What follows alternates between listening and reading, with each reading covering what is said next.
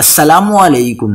8 نومبر کو سال کا دوسرا خطرناک چاند گرہن لگنے والا ہے۔ یہ چاند گرہن پاکستان میں کس وقت دیکھا جا سکے گا؟ ماہرین فلکیات نے بڑی پیشنگوئی کر دی۔ کیا آپ حالات حاضرہ سے آگاہی حاصل کرنا چاہتے ہیں؟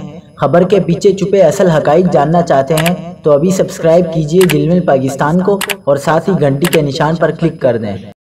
آپ کو بتاتے چلیں کہ 8 نومبر منگل کو چاند کو گرہن لگنے والا ہے۔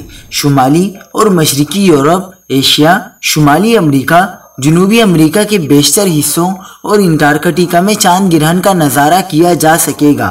سوال یہ ہے کہ چاند گرہن کب ہوتا ہے؟ ماہرین فلکیات کے مطابق جب چاند زمین کے سائے کے تاریک ترین حصے سے گزر رہا ہوتا ہے اور زمین سورج اور چاند کے درمیان میں آ جاتی ہے تو اس موقع پر چاند گرہن ہوتا ہے۔ پاکستانی وقت کے مطابق 8 نومبر منگل کو دوپہر 1:02 پر چاند گرہن کا آغاز ہوگا اور مکمل چاند گرہن سپہر 4 بجے کے قریب ہوگا۔